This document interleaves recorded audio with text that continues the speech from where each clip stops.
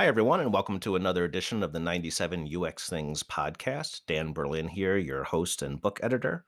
I'm joined this week by Anna Iurchencko, who wrote the chapter Improve Communication and Encourage Collaboration Using Sketches. Welcome, Anna. Thank you for having me. Great. So, welcome to the podcast. Can you tell us a little bit about yourself? Yeah, sure. So I'm designer and visual thinker. Work at Google Health right now. So we create different products and tools that use artificial intelligence to help solve healthcare problems. Hmm. And right now I'm working on dermatology effort where we're trying to use AI to help people research and understand their skin conditions. Hmm. So really exciting field of AI design and all the new experiences that really can, improve people's health and healthcare in general, I hope. Great. Thanks for that. Can you tell us a little bit about your UX journey, how you discovered UX, and how you wound up where you are today? Yes, yeah, happy to share. So my path to design was quite like not straightforward, I would say, Hmm. and I never knew what I want. I really kind of explored this field, just really trying different things, and it happened to be design at some point. So Hmm. my background is mechanical and electrical engineering, and basically when I graduated, I wasn't quite sure what I want to do. But also, I really love design. By the time I graduated, I had some few freelance clients and I was doing websites. So I decided to kind of stick with this field for a while. I got into design agency and kind of learned design by doing things, by really reading and attending events and kind of, yeah, just self-taught myself. But Hmm. also in a few years of being in this profession, I kind of realized I don't really like what I'm doing. I don't see how to move this work that I create from it looks fine, okay, to this look awesome. Hmm. It was really kind of pivotal moment for me when I decided that I'm probably not a good designer. I would never become one. So I need to, just explore different areas and just do something else. So I left design and I, for a few years, really kind of tested myself and my talents and skills in different areas like product management and marketing and founded a startup. And it was a really interesting journey of kind of really exploring what my passions are, what my talents are. Hmm. And after being in this, journey of exploration for a few years, I decided that it looks like design actually encompasses everything I love. Hmm. It's creativity, it's creation, it's problem solving. So I got back to the field, and at that point, I was really committed to master my craft, to actually become as a designer. Yeah, so it's interesting how basically I feel like I found myself as a designer, and I'm really happy about where I am now. Opportunity to actually create something useful, something tools that help people, do things faster, really be healthier. Before Google, I worked with also with medical startups. So overall, like I feel right now, I'm kind of in this commitment to stay in healthcare and in health Yep. in general. I'm really passionate about solving problems here. So it sounds like your designer trajectory was almost circular in that you started off as a designer, you went off and learned some things in other areas and came back to design. What is it about what you learned, either about yourself or in general, about marketing and product management in your time doing those other things that brought you back to design? Yeah, it's a really great question. I learned that so things I discovered being a product manager, being in marketing, I feel really kind of helped me to better understand ecosystem around products that I'm Hmm. creating as a designer. So I kind of understand what is what it takes to move product from the design to actually becoming a business. It kind of making me more informed when I'm approaching design now, that what is actually going next. Hmm. So in a way, like, yeah, at some point I was thinking that this like few years outside of design was maybe like waste of time, but when I reflected on it, it also kind of really empowered me in a way that I know more. Mm. I kind of know the whole design, not design, the products like journey, the product cycle. Right. But also a couple of things that I learned about myself, that I was in this stage when like people would say, "Oh, we need you to do this," and you do it, and like, oh, it's interesting, and you just go learn, and basically you just really, you never say no. You always like feel like, oh, I like this challenge, it's interesting, and you go and explore, and they realize that like, no, it's it shouldn't be like that. So it's actually something I learned, that I need to kind of reflect on how it feels for me. Is it something that I'm really passionate about of doing? Is Mm. it something really, really interesting, and kind of in relations to my skills and my talents? Let's say like marketing, I don't like it. Right. It's such a different mindset. I realize I'm not really. I don't. I hate telling stories that, that stories. I mean, it's just something I realized I really like to create things and Hmm. not describe things or Right. stuff like that. Cool. So yeah. Great. Thanks. No, thanks for that. At the risk of oversimplifying, it sounds like that time away from design gave you the bigger picture, which made the design work not just more meaningful, but understand what the next steps were, but also really concentrating, figuring out what you as a individual wanted to concentrate on in that healthcare. So that's wonderful. Thanks for Yeah. that. So moving on to your chapter, can you tell us a little bit about your chapter, please?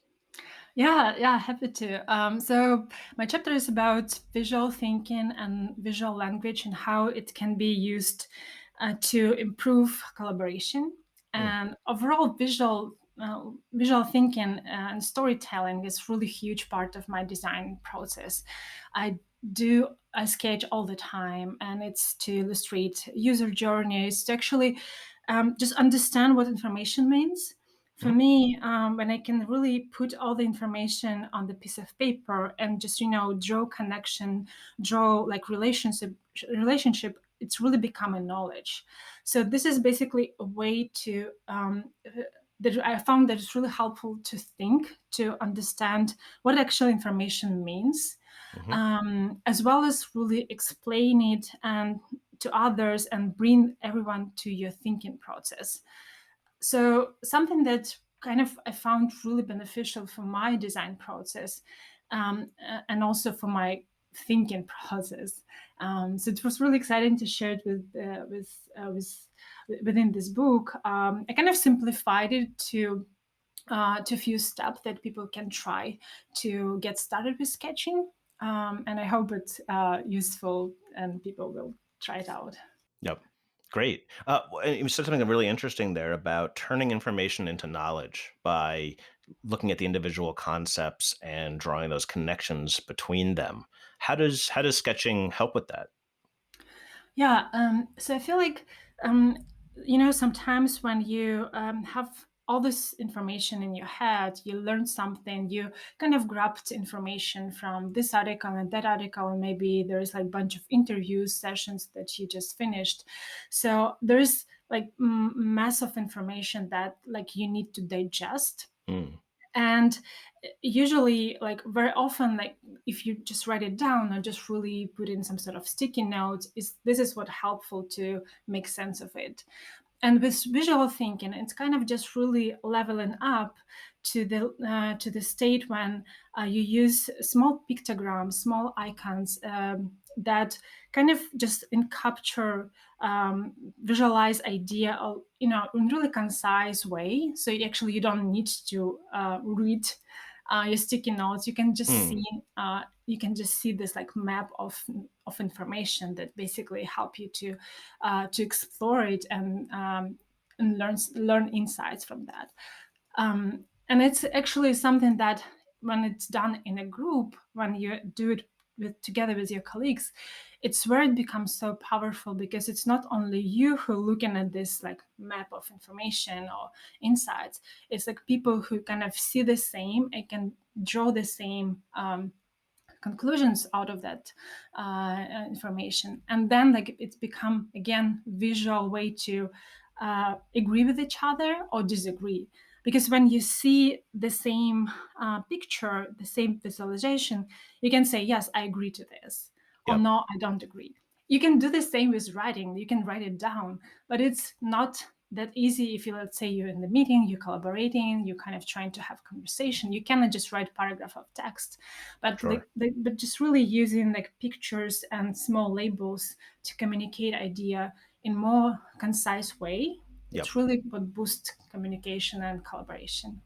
I think that that's really cool. That's the way we try to design for folks, right? We don't want them reading if at all possible. We try to get it through in a visualization. We can, as humans, we process that faster. So that's an interesting tactic for collaborating with others. My question there, though, is how do you ensure to make those relatable to others, or how do you know the pictograms you're using or the icons you're using are indeed relatable to others and understandable to others? Yeah. So often it's, really this universal concept that visual metaphors that really make sense to anyone, and we really live in the world where the visual information all around us. Mm, It's road signs, and any sign in the airport, like airport, or maybe even emoji. So basically, there's so many, or like interface icons, like there's so many kind of universal visualization that really kind of stick, like imprinted in our minds already. So I usually tend to use those. If I don't really have a good concept or really metaphor that clear, I would add label. So it's not always around just really mm, making self-explanatory sketch or my icon. Or it's really often could be something that just maybe a little bit related to the thing you want to communicate, and you just add label, like text label, to it, so it become clear. Um, so yeah, this is kind of one approach I use. But mhm. overall, I feel, you ask about like how to make it relatable, and I found, I may be biased, I don't know, but I found that people so excited to see drawings and sketches, and it's kind of really fascinating to me when like when people see sketches, and I'm really talking about sketches, like really hand drawn stuff, not illustration, not Sure. polished icons, but really hand drawn sketches. People really, get excited about, just use it or maybe add to it, or just really it make the spirit or atmosphere at the meeting or at this collaboration activity really different. Sometimes really like, I'm really speculate using this technique, because I know if I want to kind of bring excitement or really make people a little more relaxed, I would just start sketching Yep. some stupid things, and it's, yeah, for me it's like it's really such a huge skill that really make me better designer, collaborator, and really helping me to get people more involved into problem we are solving. Yep. You mentioned that sketches, facilitate conversation when they are hand drawn and on the fly, that sort of thing. Is there ever a time that you do take that next step and turn them into something more polished? Not really. I Hmm. would say in my, yes, in my work, I would say usually probably the most fidelity, most high level fidelity would be if I do it on the iPad. So it's kind of, because it's digital tool, I can really be more refined in my lines and like in my typography. But also, it's something that I've just copy and paste into the deck and keep it there. And I noticed that it's interesting. So you can create this user journey. Let's say, the standard like approach when we explain emotions during user journey, and it will be like y-axis would have like this emotional stage, and like x-axis would be time. So when you actually draw it using your hand and adding like small icons or small explanation or quotes to it, and really like put it as is in your slide deck, it's really something that becomes so clear for people to understand. Hmm. In comparison, you can do the same really using any illustrator tool or even slides, like you can draw that there. But also we tend to put, because kind of we can use really small font, we tend to put so much information into those journey maps, it Right. become cluttered, it become hard to digest quickly. So the sketching is actually something that kind of limit, it's change how you approach information. It's limit amount of information you put on the visual. So yeah, and I would usually keep it as sketched, because just I see this power of, it's like engaging power of sketches, as well as power to summarize information. Like it's just Right. because you cannot put so many things in one Yep. sketch. And just to clarify for folks listening in, it sounds like we're really talking about information design, not necessarily interaction and visual design sketches. These are really the sketches to get that background information and maybe even content design going. Is that accurate? Yes, yes, exactly. Yep. It's basically using visual language Hmm. to explain information, to explore information. Right. Right. What other tips? What other methods do you have for doing this? So I also teach workshops on sketching for colleagues and Hmm. people outside Google.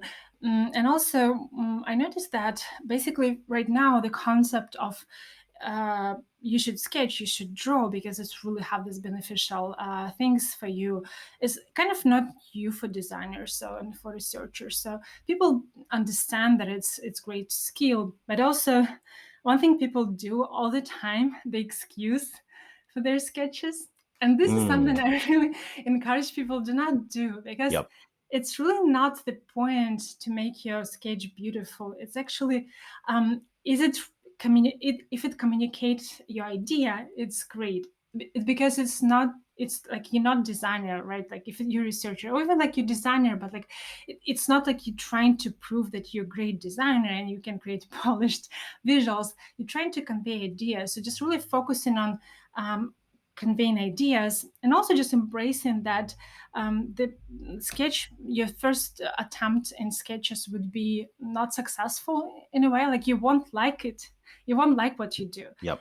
and it's fine. And it's really, first, it's not the point why you're doing it, but also, if basically you will try, just keep doing it, and over time it become better.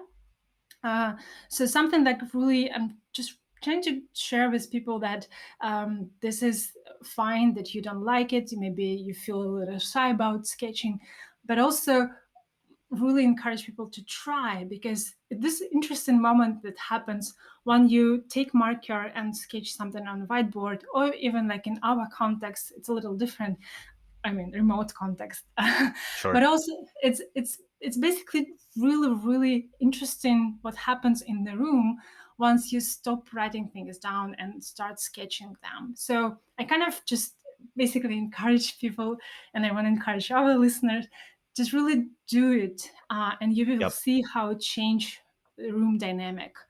And you will just, you would never go back to other way to communicate. Yep. Yep. It's amazing how we sometimes, need to get more comfortable with something, and this is a wonderful opportunity to take people out of their comfort zone. We often encourage folks to do so because it makes us better practitioners. And as a researcher, I never want to be designing, and but yeah, early in my career, we learned that being able to sketch is so important, and anyone who can draw a box can Yeah. can sketch. Yes, yes, Yeah. exactly.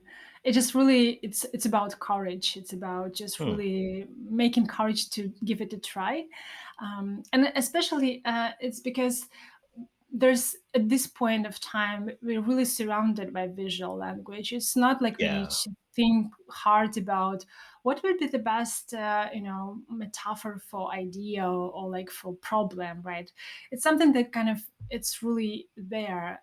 So it just is. really just grab a pen and Yeah. and sketch it. We live in the age of emojis. Someone has figured those out for us. We can leverage those. Yes, yeah.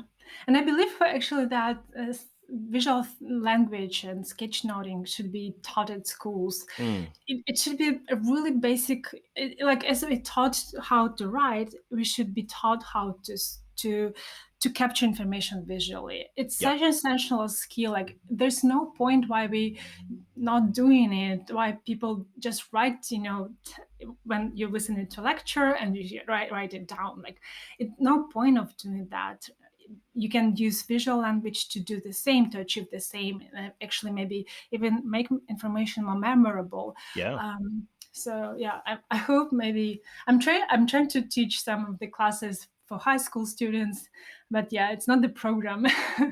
And not everyone takes notes the same way, right? We're taught one way in school in terms of just taking bulleted notes, but that's not how everyone's minds work. And taking mind map notes or something like that better aligns with how some people think. Yes, yeah, yeah, exactly. Great. Thanks for all of that. We'd like to end the podcast with a tip for our listeners. So, whether it's a tip for folks breaking into the UX or someone who has been in the field for quite some time, any tips for folks? Yeah, so there's actually a couple things we already talked about, and I probably want to elaborate a little more. I mentioned at the beginning that like this big pivotal moment for me in my career was really critical attitude to think that I'm creating. And this is something that we as designers we really we have to do it all the time. We have to be critical about our work. We Mm, should reach for feedback. We should really see what we can do better here, because like design is never right. It's not this like it's right or it's correct or it's incorrect, right? It's kind yep. of really this like spectrum. And I mentioned that basically this criticism or self-criticism for me was the moment that actually moved me away from design. But also when I think about it, I believe it's not the right attitude to have.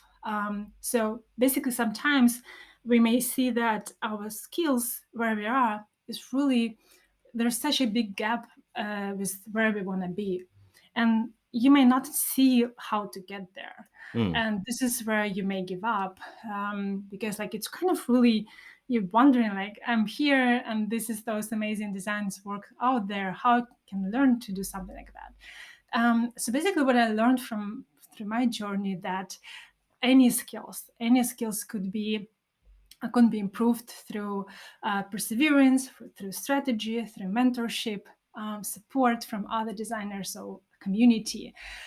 So I feel like this is really important to understand, that it's okay to be critical, but also it's yep. important to know that you can learn actually if you put enough time to anything. Maybe I'm kind of just exaggerating, but I feel like it's really limitless. Like if you really want to improve in some craft in some area, it just really matter of your perseverance and support and Yep. strategy. And getting critique, to your point, is getting critique from others. Don't be scared about doing that. That's one of the best ways to get learning is to get critique from your peers. Same thing in research. When you're doing moderation, getting critique on your moderation is just as important. Getting critiques on design. Yeah, yeah, yeah. It's really empowers us. It's just really give us this new perspective of what we can do differently. Hmm. um, Yeah, so this is something I feel like really, I want to just kind of share with people, and kind of this idea of growth mindset, which is not new, but it's something that I kind of, I was caught by this Yep. criticism. So it's, yeah. Another thing I want to also share on this line of advices or like tips, I found that we talked about visual thinking, but also like writing in general. I believe is really important skill and important learning tool for UXers. I have this weekly UX diary, just like Google Doc, where I would like semi regularly would just sit and write down things I learned during this week, Hmm. maybe some struggles I have, highlights and lowlights. And this is something that really helped me to understand what actually I think when I try to write it down. Sometimes, like you may be caught by emotions or just really be overwhelmed, and you try to write it down. It's actually make your thinking clear. So something that I found. Sometimes I do it as a visual diary as well. Um, but also it's just easy to just open Google Doc and write it down. So for me it's also just often leads to some blog posts or anything that I can also share with others as a piece of learning, so a piece of advice. um, but it's for me it's just really way to kind of see what happened um, in my work or in my projects, and actually what I can learn from it, but Yep. actually just writing through writing. Can you give us an example of something, a learning that you would have written down? Probably the latest thing is I published this article on co-design recently about how to deal with criticism, and this is that something that actually came from this diary. I was I was really struggling through processing critique, like emotionally.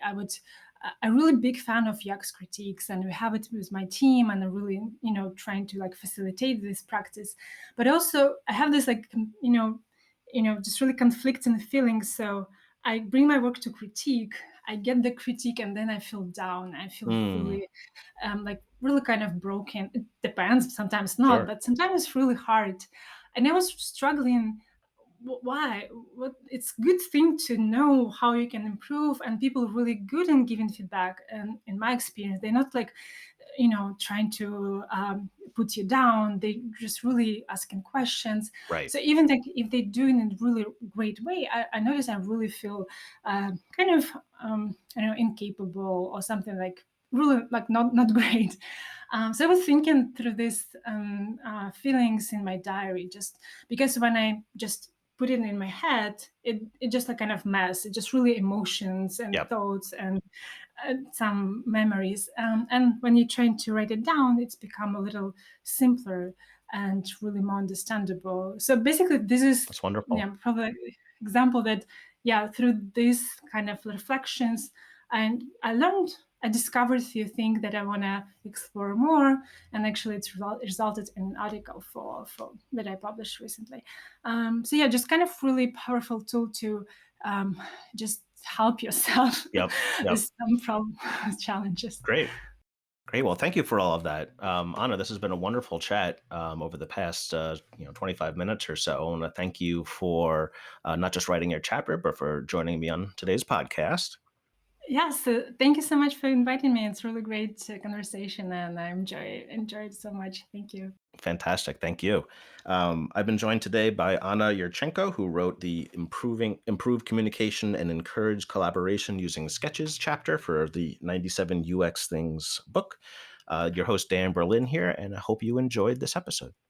You've been listening to the 97 UX Things podcast, a companion to the book 97 Things Every UX Practitioner Should Know, published by O'Reilly and available at your local bookshop. All book royalties go to UX nonprofits, as will any funds raised by this podcast. The theme music is Moisturize the Situation by Consider the Source. Joshua Berlin is the podcast transcript editor, and I'm your host and book editor, Dan Berlin. Please remember to find the needs in your community and fill them with your best work. Thanks for listening.